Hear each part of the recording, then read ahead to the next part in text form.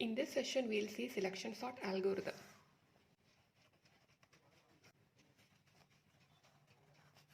In the last session, we have seen the steps to do the selection sort in detail. So here I'll give a quick recap of how selection sort is done. Let's take an unsorted array A. Let the elements in the array be 23, 5, 64, 63 and 2. We have the index starting from 0 and it ends at 4.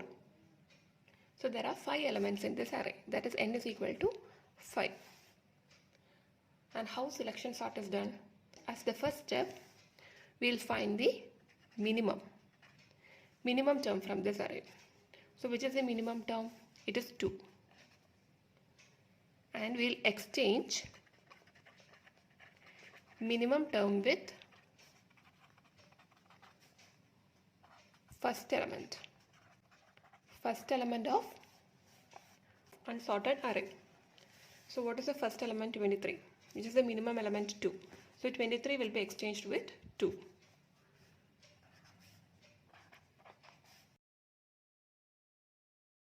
So now that this is the sorted array and this is unsorted array, so in this array we have to find the minimum.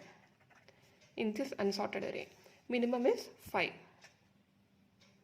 So from where did we start the search? From this index. And the minimum is also at the same position. Therefore, we do not have to perform any action. It is in the right position. Next, so now we have 2 and 5, then 64, 63, 23. The first 2 are sorted array, the remaining 3 are unsorted. So again find the minimum in this unsorted array. So minimum is 23 and from where did we start the search? From this position. So exchange 23 with 64. 2, 5. Now 23 is also in the right place. And we have 63 and 64 to be sorted. So again find the minimum from the unsorted list, which is 63. So 63 is the minimum and we started the search from this position. So both are the same, therefore we do not have to perform any action. So now the array is 2, 5, 23, 63. This is the sorted array and we have only one element in the unsorted array. So this is in the appropriate position. We do not have to perform anything. Sorting is done. We got the final output to be this one. So this is pass 1, this is pass 2, this is pass 3 and this is pass 4. So in pass 4 we got the final output. So how did we find the minimum? Next we will see that. So this also we have seen in detail in the other video. Only for first case I'll explain it. So we'll assign a variable minimum which points to the first element in the unsorted array, which is 23. And next we have to compare this minimum with each of the elements. Okay, so first compare this 23 with 5. 5 is smaller than 23. So therefore our minimum now points to A of 1, which is equal to 5. Why? Because this is the current smallest. Again compare it with 64. So 5 is smallest. We do not have to perform anything. Then compare with the next index element, which is 63. So 5 is again smallest. Therefore we do not have to perform any action. Next comes 2. So 5 or 2. 2 is the smallest. Therefore this minimum we have to reassign from A of 1 to A of 4, which is equal to 2. So now this variable contains 2, which is the minimum element in this unsorted array. That is how we got this minimum element. So in the second iteration, we have the unsorted array starting at A of 1. So this time, so initially the minimum was assigned as A of 0. In the next iteration, minimum will be assigned as A of 1, right? So in the process continues. So A of 1 is 5. 5 will be compared with 64. 5 is smaller. 5 will be combined with 63, again 5 is smaller. 5 will be combined with 23, again 5 is smaller. So minimum is 5. In the third iteration, initial value, the first element in the unsorted array is a of 2. So a of 2 will be assigned, which is 64. 64 will be combined with 63. So that is smaller. So it will be reassigned to 63. Then it will be combined with 23. So that is smaller. So a of 4 will become 23. Now the next minimum is 23. In the fourth pass, minimum will be assigned as a of, this is 3. A of 3, which is 63. So 63 will be combined with 64. 63 is listed. So there is no reassignment. So this is pass 1, pass 2, pass 3 and pass 4. So this is how minimum is obtained. Now we will see the algorithm for selection sort. Here there are 5 elements. So how many passes were there? 4 passes. If there was 10 elements, there would have been 9 passes. So which means we are going to generalize it. If there are n elements, the number of passes would be n minus 1. Now we are going to see selection sort algorithm. So in this algorithm, we use A to represent the array and n to represent the size of array. Okay, these are the inputs that we are using. So if there are n elements, the number of passes will be n minus 1. So therefore, the first loop is for the passes. So we will use I loop. So for I varying from 0. So we'll consider the first pass as 0 to till where? Till n minus 1. 0 to n minus 1. That is the first iteration.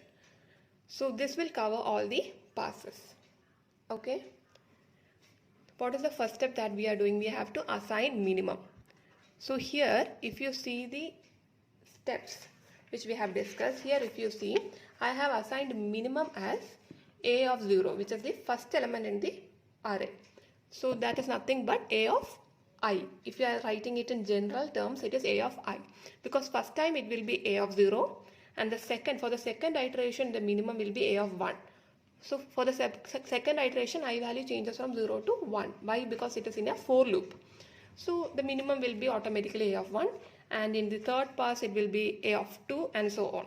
So it has to be a of 1. So minimum is a of 1 in general terms. In general terms, it is a of I. So a of I means it represents the value. What is a of I? 23. So it is 23 that is getting stored. But we do not want the value. We want the index position. Why? Because at the end of the iteration, end of this pass, we will get the smallest value. Minimum is equal to 2. And later, we need to swap the first position element with 2. That is 23 has to go in the position of 2 and 2 has to come in the position of 23.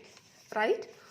If that has to happen, we should know the index of this least element, which is 4. We have to know the index. So how can we find the index provided we have the number? We have to again come with a logic, right? We have to again come with a logic to find the index of where this 2 is present. Maybe we have to do a linear search again. The element is 2, we have to find its position.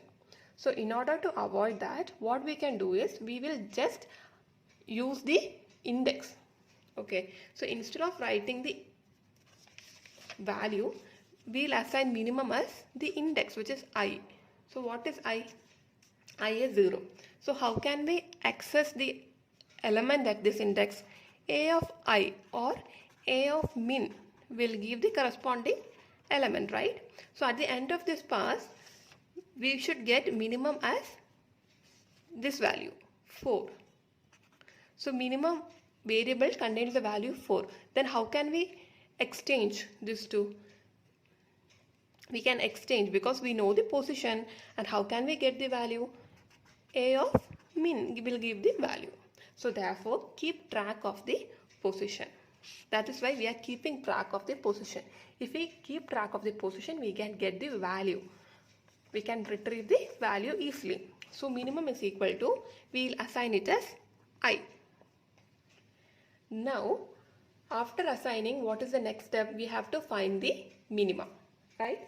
So first step, so after assigning minimum as a of 0, which is the first index, in the next step we will be finding the actual minimum value. For that, we will compare this minimum value with each of these indexes, right? First index, second index, it should move till the end of array. For that, we have to use another loop. So we will use a j loop for j. So from where this j should start from? The next element. So first element is the minimum. We are assuming the first element as minimum. Therefore, we have to start comparing with the next element, which is nothing but I plus 1. Till where we have to do the comparison? Till the last element, which is n. So we are comparing. And what is the next step? We will be comparing this a of 0, which is 23, with 5. So whichever is lesser, we have to assign that to minimum, right? Whichever is lesser, while comparing whichever is lesser, that index has to be assigned to minimum.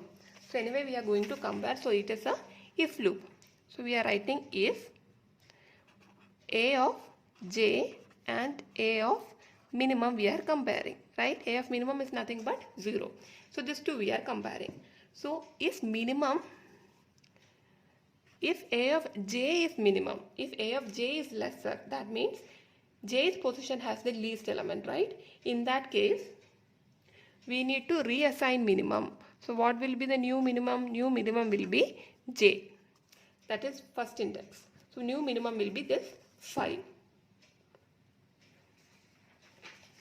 So we compared and 5 was minimum. So the new minimum became 5.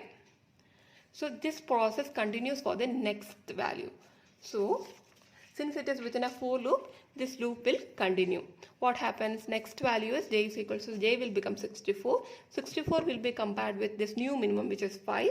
So is a of j less than? No, in that case it is not lesser, and we do not have to perform any action. Therefore, there is no else part. So this is how this loop is written. Here the if loop finishes, and here the for loop finishes. So what is the end of, what is the result after you exit from this j loop? So once you exit from this j loop, this minimum will be pointing to the minimum value. So in this case, it will be pointing to this one, the fourth position. Okay. So once you come, what have to do? You have to, so once you get the minimum value, what is the next thing you will be doing? So you got the minimum value, then exchange minimum and first element. That is, you are going to swap. So you are going to exchange minimum and first element. That is, you are going to swap a of, the first element means a of I, with a of minimum element, a of minimum index. Okay. And there comes the end of this for loop. End of this for loop. So after this, after swapping, so you swapped here. After swapping, you are again continuing the process from this index, right? So the I loop will run again. So this time I will be 1. So which it points to a of 1. And we will assign minimum as this one. That is the step. Again we will perform the comparison. And once you exit from here, you will get the minimum value from the next set, from this set. Minimum value, again you will swap it. So see the second condition. Here you got the minimum value as 5, right? Also, the search process also started from 5. That means the 5 was already in the correct position. That means, so therefore, we do not have to perform swap. So this swap has to be written in a if condition. This swap has to be performed only if this minimum value, right? This minimum that we are assigning initially, if it is not equal to I. When will it be not equal to I? Only if it enters this loop, this minimum get modified from I to j. So only if it enters this loop, it means that the minimum got modified from the initial value. So only in that case you have to perform swap. So only at this condition you have to perform swap. Otherwise, Even if you write the swap condition here without this if, there won't be any difference in the program, because this 5 will get swapped to this position itself. Because both points at the same position, this 5 get swapped with this 5 itself. But it is an unnecessary action that is performed. So no need to do that. We can simply ignore. For that we are writing this if. So this is the algorithm for selection sort. I hope you understood this algorithm.